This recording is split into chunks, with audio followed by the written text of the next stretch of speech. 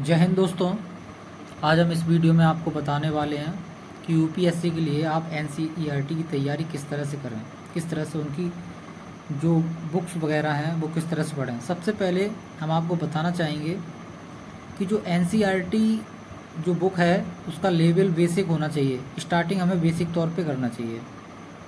तो जो advance level की जो तैयारी है वो हम किसी से भी या किसी भी कोचिंग संस्था की जो बुक वगैरह चल रही हैं हम उससे हम कर सकते हैं। लेकिन उससे पहले हमें जो आपका बेसिक हमें समझना है वो किस बुक से करनी चाहिए। तो हमने आपको दिखाने के लिए दो बुक ली हैं। तो ये पहली बुक तो आपकी दृष्टि द विज़न की है, लेकिन इसमें आपका सब कुछ डिटेल में, लेकिन उससे ज़्यादा भी डिटेल आपको चाहिए तो वो आपका सरकारी कॉलेज की जो प्राइमरी और या मिडिल स्कूल की जो बुक वगैरह होती हैं उनको। तो सबसे पहले हमने इसमें लिया है पर्यावरण एवं पारिस्थितिकी। ठीक है, इसमें आपका अष्टम संस्करण दिया गया है और इसी का जो संस्करण और जो निचली वाली क्लासों में होता है, जैसे 6 क्लास 7th और 8th क्लास में जो चीज़ें दी गई हैं उसको अच्छे तरीके से पढ़ने से आपका बेसिक बहुत मजबूत हो जाएगा। तो इसको पहले ना पढ़ के हमें सबसे पहले आपकी जो सरकारी किताबें हैं उनको ध्यानपूर्वक अच्छे से पढ़ना चाहिए। तो जैसे कि ये एक किताब है हमारा पर्यावरण, शिक्षा का अधिकार, सर्व शिक्षा अभियान, सब पढ़ें सब पढ़ें, उच्च प्राथमिक स्तरीय की ये बुक है। ये निःशुल्क मिलती है बच्चों को। तो आपको क्या करना है, अगर आपके पास नहीं है तो आपके आसपास में जो बच्चे सरकारी स्कूल में पढ़ते हैं जिस क्लास में हैं उनसे आप ले लीजिएगा और उनको देखिएगा टॉपिक वाइज। ठीक है, ये आपका उत्तर प्रदेश शासन की बुक है। इसमें हमने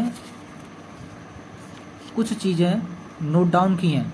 जैसे इसमें लिखा है पाठ्यक्रम का मासिक विभाजन, यानी कि ये क्लास 6 के लिए, ये क्लास 7th के लिए, ये क्लास 8 के लिए है। यानी कि 6 क्लास में क्या है, पहला टॉपिक पर्यावरण को जाने, यानी कि पर्यावरण आपका होता क्या है, इन्वायरमेंटल किसे बोलते हैं। यही चीज़ आपका 7th क्लास में क्या हो जाता है, प्राकृतिक संसाधन, जल का महत्व या उपयोग, मतलब प्राकृतिक तरीके से या हमारे जीवन में जल का किस तरह से महत्व है, इसका उपयोग बड़ी सरलता से इसमें दर्शाया गया है। तो इस बुक को सबसे पहले ना पढ़ के, इसको सबसे पहले ना पढ़ के हमें क्या करना चाहिए, हमें ये सरकारी कॉलेज की बुक पढ़नी चाहिए। इससे क्या होता है, बेसिक जो है कॉन्सेप्ट इससे क्लियर होगा। फिर यही का टॉपिक क्लास 8 में इसमें दिया है पर्यावरण संतुलन, पारिस्थितिकी तंत्र का महत्व। अब हमने स्टार्ट कहाँ से किया था, पर्यावरण को जाने। हम इस टॉपिक में जानेंगे पर्यावरण होता क्या है। फिर पर्यावरण से रिलेटिव जो प्राकृतिक संसाधन आते हैं हम 7th क्लास में जानेंगे, उसकी प्राकृतिक संसाधन क्या है पर्यावरण के। फिर उसके बाद जो क्लास 8 आता है उसमें क्या है, 8th क्लास में क्या आता है, पर्यावरण संतुलन, यानी पर्यावरण का संतुलन कैसे बनाए रखना चाहिए या इसका पारिस्थितिकी तंत्र का महत्व क्या होता है। तो इन सब की चीज़ों के बारे में इसमें बताया गया है। तो ये आपका पाठ्यक्रम है। ठीक है, 6 क्लास 7th क्लास और 8th क्लास। अब जैसे इसमें सबसे पहले आपको बताया जाएगा हमारा पर्यावरण या समेकित, यानी कि इसमें क्या क्या चीज़ें हैं, शिक्षण के परिणाम, किस तरह से हमको क्या टॉपिक पढ़ना चाहिए। यूपीएससी बिल्कुल बारीकी सी छोटी छोटी सी चीज़ें पूछता है कि जल, वायु, सूर्य व मिट्टी, इनके बारे में क्या क्या उपयोगिताएं हैं। हमको खूब पता है कि जल किस लिए महत्व है, वायु किस लिए है, सूर्य व मिट्टी किस लिए, लेकिन और भी डिटेल में जानने के लिए हमें इन चीज़ों का अच्छे से समझ होनी चाहिए। इन चीज़ों की ये सब क्या होते हैं, अगर डिटेल में पूछा जाए, अच्छे तरीके से पूछा जाए तो इसमें काफ़ी ऐसे पॉइंट मिल जाते हैं इस बुक में जो आप अच्छे से उनको नोट डाउन करके लिख सकते हो। ठीक है, कभी कभी ये निबंध के तौर पे भी पूछे जाते हैं। इसके बाद इसी बुक में आपको बिल्कुल क्रम से दिया है विषय सूची, यानी कि पाठ, क्रम संख्या और पृष्ठ। जैसे इसमें पहला चैप्टर दिया है पर्यावरण को जाने, आपका 2nd चैप्टर है हमारे प्राकृतिक संसाधन। पर पहले टॉपिक में क्या है, पर्यावरण को जाने, हमारे प्राकृतिक संसाधन, ये दूसरा टॉपिक है। अपशिष्ट एवं उसका निस्तारण। फिर इसके बाद चौथा टॉपिक है इसका जल। अब देखो यही जो टॉपिक हमने बताए हैं, जल बताया है, अपशिष्ट एवं उसका निस्तारण, हमारे प्राकृतिक संसाधन, पर्यावरण को जाने। अब ये हमारी सरकारी बुक में है, यही जो टॉपिक हैं यही टॉपिक आपके इस बुक में मिलने वाले हैं। अब हम क्या करेंगे, अब इस बुक को खोल के बताएंगे इसमें कौन कौन से टॉपिक हैं। अब जैसे इसमें हमने बताया था कि पर्यावरण के बारे में, तो देखो इसमें सबसे पहले हम इसके अनुक्रम के बारे में पढ़ेंगे। अनुक्रम में क्या लिखा हुआ है इस चीज़ को समझेंगे। इसमें क्या लिखा है, पर्यावरण के घटक, यानी कि पर्यावरण के कौन कौन से घटक हैं, वही चीज़ है।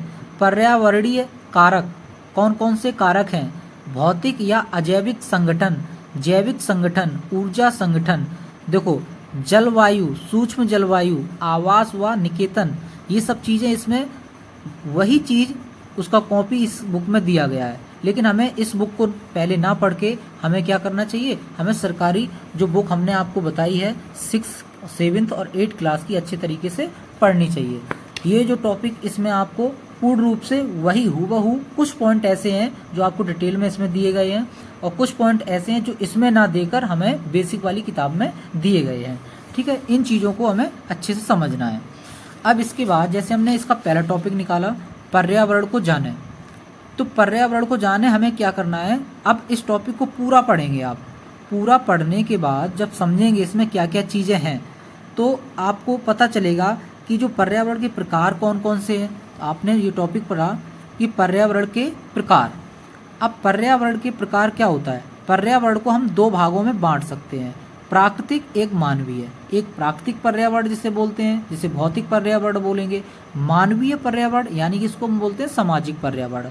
अब इन्हीं के ऊपर कभी कभी निबंध भी पूछा जा सकता है कि प्राकृतिक या मानवीय सामाजिक पर्यावरण में क्या अंतर है, अंतर भी पूछ देते हैं। हम उसी को निबंध के रूप में उसमें डिटेल से, बारीकता से, एक भी पॉइंट मिस ना करके हम उसको लिखते हैं। तो ये सब चीज़ें आपको ये सरकारी वाली बुक में आपको मिल जाएंगी, जो कि 6, 7 और 8 क्लास में ये दर्शाई गई हैं। यही जो टॉपिक हैं इस बुक में आपको सब टॉपिक इसमें मिलेंगे। लेकिन इसको पहले ना पढ़ के पहले हम इसको बेसिक तैयार करें, फिर हम इस बुक को उठाएंगे, उसमें पता लगाएंगे क्या क्या चीज़ है, क्या क्या नहीं है। तो इस तरीके से हम अपना बेसिक तैयार करें सबसे पहले उन क्लासों से, फिर उसके बाद इन बुकों को आप अच्छे से पढ़ सकते हैं। बहुत ही अच्छी बुक है, ये आपकी क्विक बुक है, पर्यावरण पारिस्थितिकी अष्टम संस्करण से दी गई है।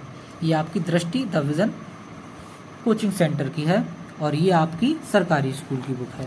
इस चीज़ को समझें, पहले हम इन किताबों को अच्छे से पढ़ेंगे तभी हम उन किताबों को समझ पाएंगे। तो ये थी मेरी छोटी सी जानकारी, आई होप आपको अच्छी लगी होगी। तो प्लीज़ इस वीडियो को ज़्यादा से ज़्यादा शेयर करें। जय हिंद दोस्तों।